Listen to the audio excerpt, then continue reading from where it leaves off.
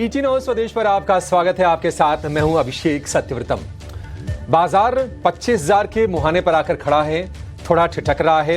Earning season अब कमोबेश खत्म हो चला है और नए ट्रिगर का इंतजार बाजार कर रहा है। लेकिन अगर हम पिछले 2 महीने को देखेंगे तो बाजार ने रफ्तार ठीक ठाक दिखाई है।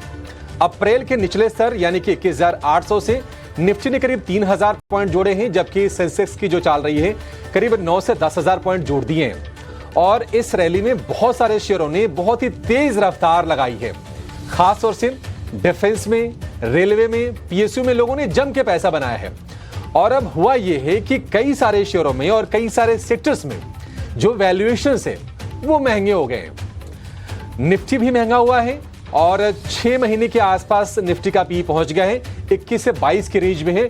और तमाम एक्सपर्ट ये भी कह रहे हैं कि शायद यही वजह है कि बाजार की तेजी पर ब्रेक लग रहा है और एफआईआईज बाजार से थोड़ी दूरी बनाते हुए दिख रहे हैं। सवाल यह है कि बाजार में इस वक्त कौन से महंगे स्टॉक्स हैं, कौन से अभी भी सस्ते हैं, इन्हीं की हम पड़ताल करने की कोशिश करेंगे इस खास शो में। और अगले आधे घंटे में हम आपको ऐसे शेयर बताएंगे जहां पर ग्रोथ तो है लेकिन भाव के हिसाब से भी ये शेयर बहुत सस्ते हैं और आपके पोर्टफोलियो में जगह पाने की काबिलियत रखते हैं। तो बेहद दिलचस्प शो है, आप हमारे साथ बने रहिए। शुरुआत करते हैं अपने खास शो की, जिसका नाम है क्या सस्ता क्या महंगा।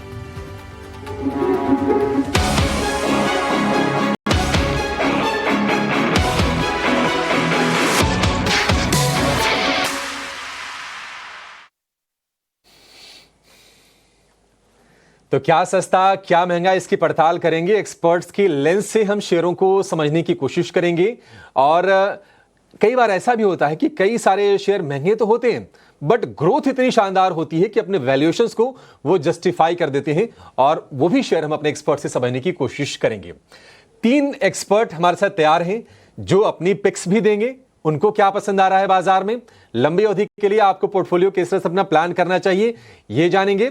और हमने कुछ शेयर छांट के रखे हैं जहां पर वैल्यूएशन या तो बहुत महंगे हैं या फिर बहुत सस्ते हैं। एक एक करके उन शेयरों के बारे में राय लेंगे और आपके लिए पक्की वाली बेहतरीन आज हम प्लानिंग कराएंगे। बेहद शानदार ये शो है और 3 शानदार मेहमान भी हमारे साथ जुड़ गए हैं। एयू कैपिटल के राजेश अग्रवाल हमारे साथ हैं, एचडीएफसी सिक्योरिटीज के देवर्ष वकील हैं और रॉकस्टार कैपिटल के अभिषेक अग्रवाल हमारे साथ जुड़ गए हैं। राजेश जी, देवर्ष जी, अभिषेक जी, आप तीनों का बहुत शुक्रिया। स्वागत है ET न्यूज़ स्वदेश पर। चर्चा की शुरुआत राजेश जी आपसे करना चाहेंगे। जब हम कहते हैं कि वैल्यूएशन महंगा है, राजेश जी कहते हैं कि अगर पीए बढ़ा हुआ है, तो एक बार दर्शकों के लिए आप जरा आसान भाषा में बताइए कि उसका मतलब क्या होता है। पीए ज्यादा होना या फिर बुक वैल्यू ज्यादा होना है, इसके मतलब क्या होते हैं? Good afternoon Abhishek ji, panel में जो भी मित्रगण साथ में हैं सबको नमस्कार।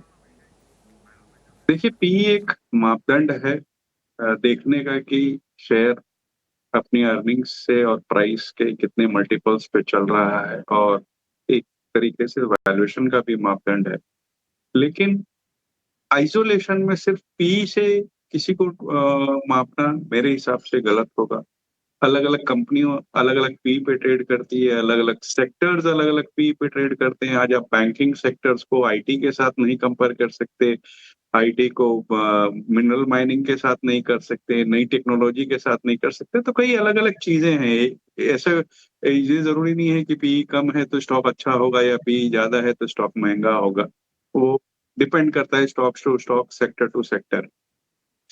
अब जहां तक सवाल है कि निवेशक क्या करे, तो मैं समझता हूँ कि क्वालिटी पे ध्यान देना चाहिए। कई बार क्या होता है कि आप देखो पी बहुत बढ़ा हुआ नजर आएगा बट अगर ग्रोथ प्रोस्पेक्ट्स उसमें अभी भी बहुत अच्छे बने हुए हैं। मुझे याद पड़ती है हमारी आपके साथ पुराने पिछली मुलाकात जहां मैंने बीएससी कहा था, तो उस समय भी ऐसा लग रहा था कि पी बहुत महंगा है और आज भी देखिए वो फिर नहीं है, छू रहा है।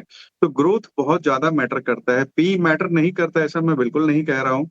लेकिन एक मापदंड है, ऐसे सिर्फ एक मापदंड को लेकर के आप कोई डिसीजन नहीं ले सकते। कम से कम 4-5 क्राइटेरिया, 4-5 पैरामीटर्स सेटिस्फाई करता हो तब आपको एक डिसीजन लेना चाहिए।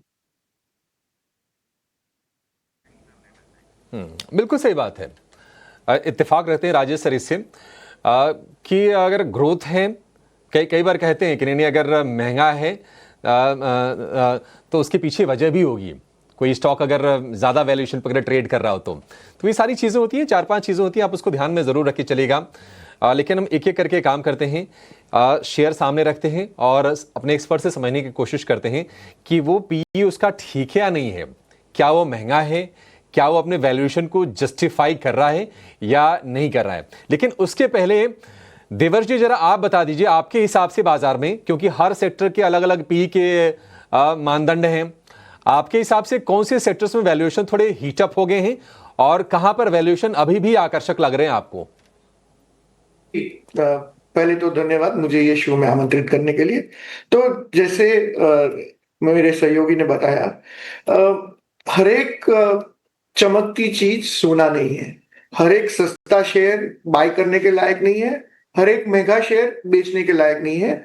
जो अभी हमने डिस्कशन किया, प्राइस की जो बात है, जो वैल्यूएशन की बात है, उसको कंपेयर करना है ग्रोथ के साथ, उसको कंपेयर करना है रिलायबिलिटी ऑफ ग्रोथ।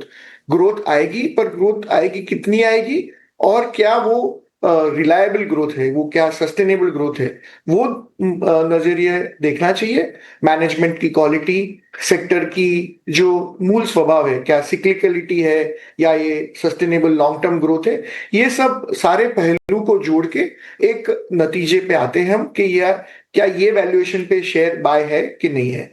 तो ये सब चीजों को अगर कंबाइन करते हैं तो हमारा सक्सेस का रेट इंप्रूव होता है।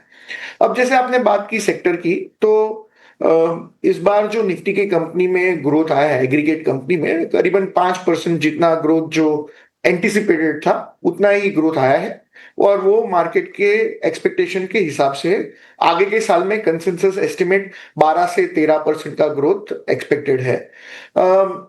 आईटी, कंज्यूमर, रियल एस्टेट, ये सब में एक्सपेक्टेशन से कम ग्रोथ आया है।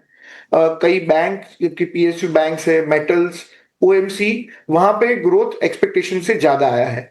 ये क्वार्टरली रिजल्ट सीजन के बाद ऑटोमोबाइल्स, फार्मास्यूटिकल में हमने अपग्रेड देखी है FY26 के अपग्रेड में। तो ये कुछ सेक्टर्स है, वहां पे हम ध्यान रखेंगे। हमारे हिसाब से आगे के साल के लिए, FY26 के लिए, फार्मास्यूटिकल, मेटल्स, सीमेंट और जो BFSI है, टेलीकॉम है, यहां पे हमें अपॉर्चुनिटी दिख रही है। ठीक है, तो कहां पर अपॉर्चुनिटी है ये आपको सेक्टर के लिहाज से पता चल गया। चलिए एक एक करके शेयर रखते हैं अपने एक्सपर्ट के सामने और उनसे समझने की कोशिश करते हैं कि आपकी रणनीति इसमें होनी क्या चाहिए। अगर आपके पास है तो भी, अगर आप खरीदना चाह रहे हैं तो भी आपके लिए बहुत ही ये क्रूशियल ये डिस्कशन होने वाला है। शुरुआत करेंगे इटर्नल के साथ। हमारी रिसर्च टीम ने बहुत सारे ऐसे शेयरों की लिस्ट निकाली है जहां पर वैल्यूएशन थोड़े से हीट अप होते हुए दिख रहे हैं। हाल फिलहाल हम देखा कि भाव थोड़ा सा डामाडोल रहा है, नाम भी बदला है, पहले जोमेटो नाम था, अभी इटर्नल हो गया है। लेकिन अगर हम 2025 में रिटर्न की बात करें तो 19% ये शेयर गिरा है ये, और इसका पी है 177 का। ग्रोथ स्टॉक है, न्यू एज कंपनीज भी इनको कहा जाता है, और हाल फिलहाल हम देख रहे हैं कि 230 रुपए के आसपास के भाव के पास है जोमेटो का शेयर। इस पर अभिषेक आपसे जानना चाहेंगे कि आप किस तरह से देख रहे हैं, क्या आपको लगता है कि ये शेयर महंगा है, दूरी बनानी चाहिए, या फिर आपको लगता है कि नहीं, इस टाइप की कंपनीज में या इस तरह के वैल्यूएशन तो दिखेंगे ही, आपको ग्रोथ पर ध्यान देना चाहिए? आपका व्यू क्या है और टारगेट क्या है? तो अभिषेक, मुझे लग रहा है कि इस तरह के स्टॉक को उन्हीं को लेना चाहिए जिनका व्यू जो है कम से कम 5 से 10 साल का होता है। हालांकि इस तरह के व्यू को रखने वाले इन्वेस्टर्स तो सिलेक्टिव ही होते हैं, बट मैं इसलिए कह रहा हूँ क्योंकि जब आप इसे ट्रेडिशनल प्राइस टू अर्निंग या मल्टीपल पे कंपेयर करेंगे, तो जैसे आपने हाईलाइट किया कि ये स्टॉक के ऊपर की प्राइस टू अर्निंग की ट्रेडेड शेयर है, तो किसी का कॉन्फिडेंस बनेगा नहीं और बहुत सारे डाउट और क्वेश्चन रेज हो जाएंगे। बट अगर हम इसके बिजनेस मॉडल को स्टडी करते हुए आगे बढ़ रहे हैं तो आपको दिखेगा कि इतनी सारे कोई बिजनेसेस नहीं है जो इस लेवल पे आज आ चुके हैं, एंड ये हेवीली कैपेक्स ड्रिवन बिजनेस है जो ऑलरेडी एक जर्नी कर चुकी है। सो मैं ओवरऑल लेवल पे इस पर पॉजिटिव हूँ अगर इसे हम नजरिया थोड़ा लंबा लेते हैं। अभी फिलहाल जो प्रेशर है प्राइस का वो इसलिए है क्योंकि कंपनी ने डिसाइड किया है कि वो अपने आप को एक एज इंडियन एंटिटी के तौर पे ही ओन करना चाहेगी, एंड फॉरेन ओनरशिप उन्होंने जो शेयर होल्डिंग के लेवल पर है वो कैप कर दिया है 49.5% की वजह से। एंड उसके वजह से जो FTSE और MSCI का जो इंडेक्स है, यहाँ पे एक एलोकेशन होती है बाहर के पैसे जो इंडिया में आते हैं, वहां पे इसका ये वेट कम हो गया है, जिसकी वजह से $840 मिलियन का जो है आउटफ्लो एक्सपेक्टेड है इस स्टॉक से। एंड यही एक सेलिंग प्रेशर है, जिसकी वजह से हमने देखा है कि अभी फिलहाल ये करेक्शन मोड में है। तो मुझे लग रहा है कि कुछ समय में ये ठीक हो जाएगा, नॉर्मलसी में लौट आएगा, और फिर हम इसे वापस ऊपर जाते हुए देखेंगे, क्योंकि हम इस समय एक कॉन्वर्शन में है। तो मैं कोई एग्रेसिव प्राइस टारगेट इसे देना नहीं चाहूंगा। अभी के लिए हम देख सकते हैं ₹275, अगर हम एक साल के नजरिए के हिसाब से देखें तो। ठीक है, ₹275 का इसका लक्ष्य होगा 6 महीने के लिए इटर्नल, इसमें आपको बने रहने की सलाह है। एक सस्ता शेयर लेकर आते हैं और अपने हम एक्सपर्ट से गुजारिश करेंगे, थोड़ी फहरिस्त लंबी है, लिस्ट लंबी है, तो जरा फटाफट अपने व्यूज़ को सामने रखें, थोड़ा से छोटे छोटे आंसर होंगे तो ज़्यादा सहूलियत हो जाएगी, हम ज़्यादा शेयर कवर कर पाएंगे। बैंक ऑफ इंडिया हमने देखा कि हाल फिलहाल ये शेयर चला है और बाकी सरकारी बैंकों में भी थोड़ा सा फ्लेवर रहा है तेजी का। अगर 2025 में रिटर्न की बात करें तो 18% इस शेयर ने जोड़े हैं और ये भी थोड़ा वैल्यूएशन के हिसाब से सस्ता दिख रहा है। इस पर आपसे राय जानना चाहेंगे देवर्ष जी, कैसा लग रहा है आपको बैंक ये और कितना पोटेंशियल है इसमें?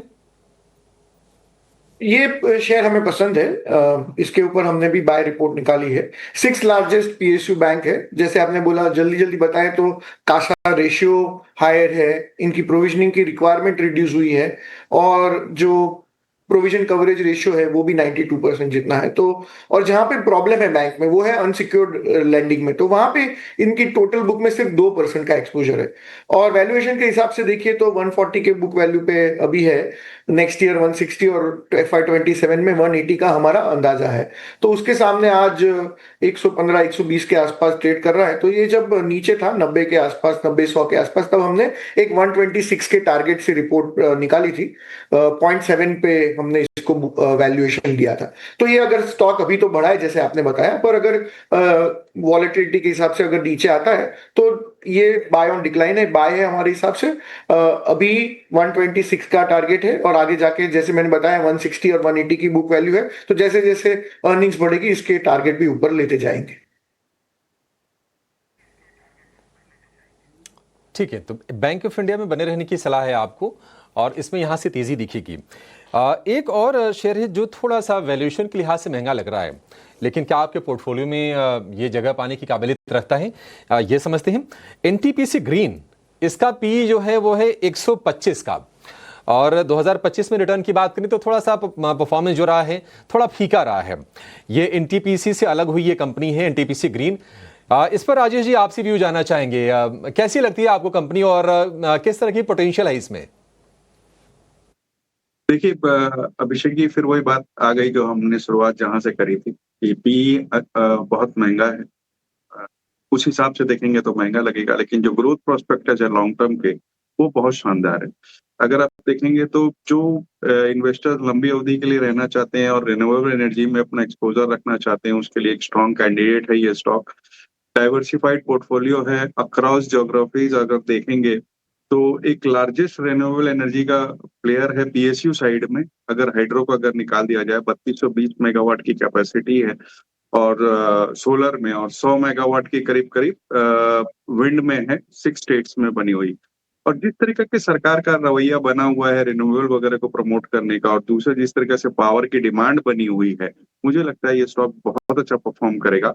हो सकता है कि कुछ दिन तक कंसोलिडेट करे, बट किसी का 12 से 18 महीने का नजरिया हो तो मौजूदा स्तर से 20-25% का रिटर्न आराम से आ सकता है।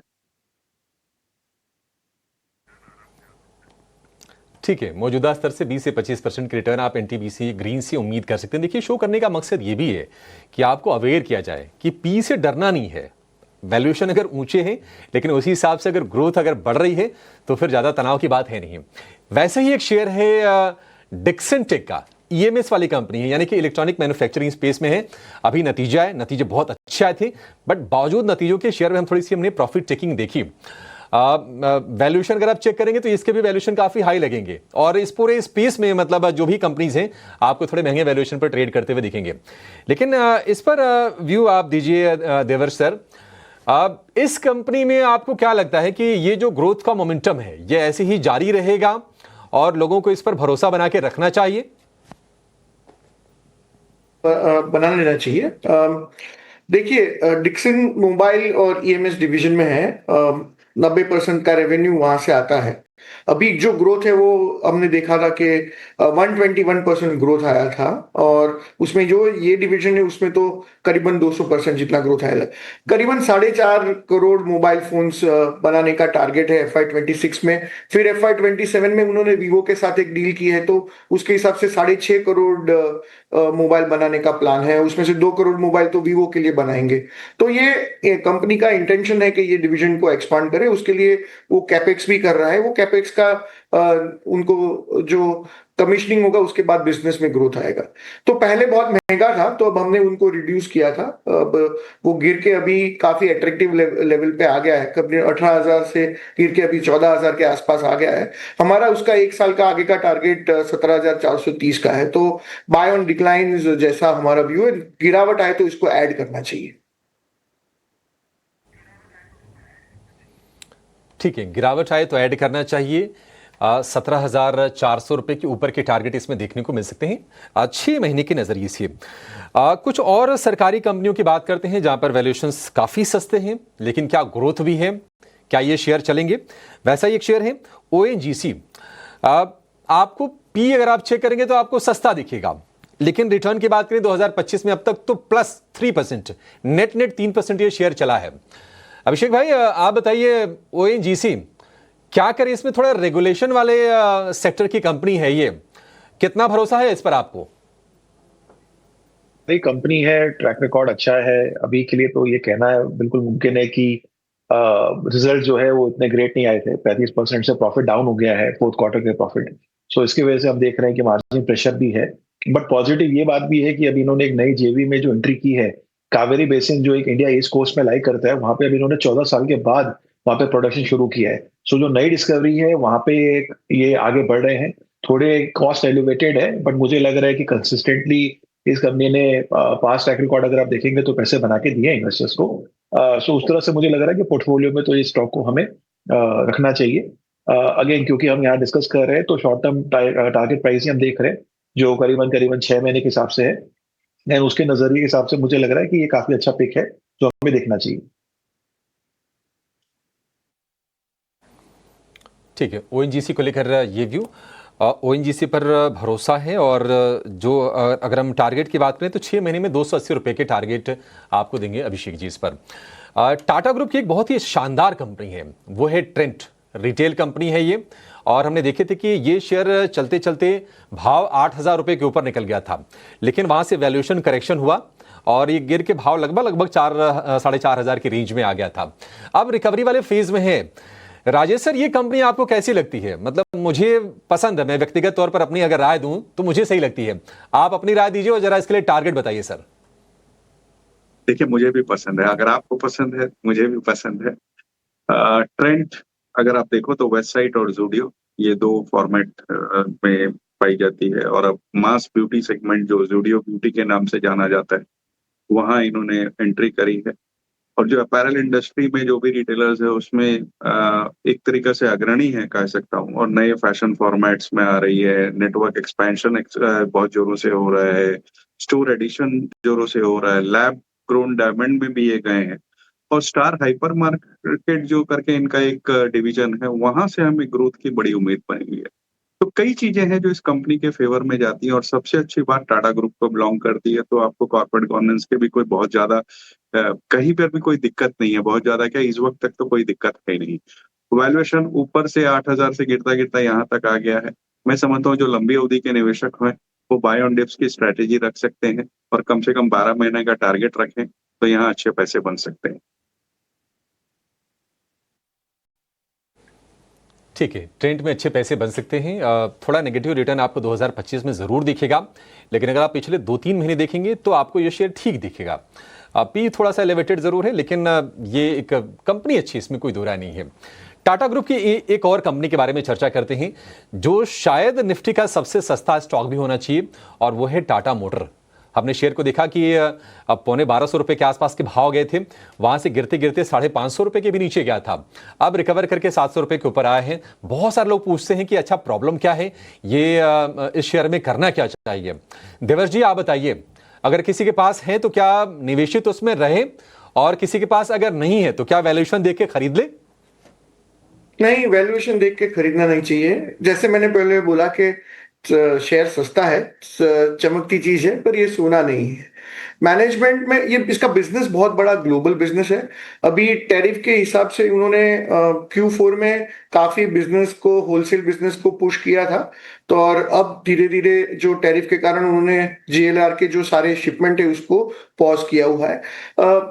टैरिफ है, स्टील की प्राइसेस है, ग्लोबल मैक्रो इकोनॉमिक कंडीशन है, ये सब अभी बहुत धुंधला उनका एटमॉस्फेयर है। तो मैनेजमेंट ने जब क्वार्टरली रिजल्ट्स पे बोला था कि अभी इतनी अनसर्टेनिटी है कि वो खुद ही गाइडेंस नहीं दे पाएंगे FY26 का, उन्होंने टाइम मांगा है, 1 महीने का टाइम मांगा है। जून के 15, जून 30 के आसपास वो लोग सोच पाएंगे कि क्या गाइडेंस दें। तो उसमें भी काफी मूविंग वेरिएबल्स है, US UK डील है, UK और EU की डील है। ये सब जब क्लैरिफाई होगी उसके बाद वो ये साल का बिजनेस को वो बता पाएंगे कि कैसा ग्रोथ होगा। तो सस्ता है, पर आगे जाके अभी वैल्यूएशन के हिसाब से देखें तो SOTP टारगेट हमारा सिर्फ 729 आ रहा है। तो हमारा रिड्यूस का रेटिंग है। हम नहीं चाहते कि इन्वेस्टर ये अभी अनसर्टेन की माहौल में टाटा मोटर्स में अभी इन्वेस्ट करे। ठीक है, ग्लोबल लिंकेज है इनका, अमेरिका में पोर्टफोलियो भी है JLR का, यानी कि जगुआर लैंड रोवर का, और रिड्यूस की रेटिंग है। बहुत ज़्यादा इसको लेकर बुलिश होने की ज़रूरत नहीं है। एक और शेयर लेकर आते हैं जो न्यू एज वाली कंपनी है, और हमने देखा था कि शेयर बहुत तेज रफ्तार से दौड़े थे, वैल्यूएशन करेक्शन हुआ, बावजूद उसके अभी भी वैल्यूएशन थोड़े से एलिवेटेड जरूर नजर आ रहे हैं। और कंपनी का नाम है PB फिनटेक, यानी कि पॉलिसी बाजार। 2025 में -17% के रिटर्न्स हैं। हाल फिलहाल शेयर थोड़ा चलने की कोशिश कर रहा है। अभिषेक भाई, आप जरा चेक कीजिए इसको, PB फिनटेक, क्या आगे ग्रोथ देख रहे हैं आप कंपनी में, और क्या इस पर यकीन बनाए रखें अपना? मुझे लग रहा है कि एक अच्छी कंपनी है। हाँ, फिलहाल में जो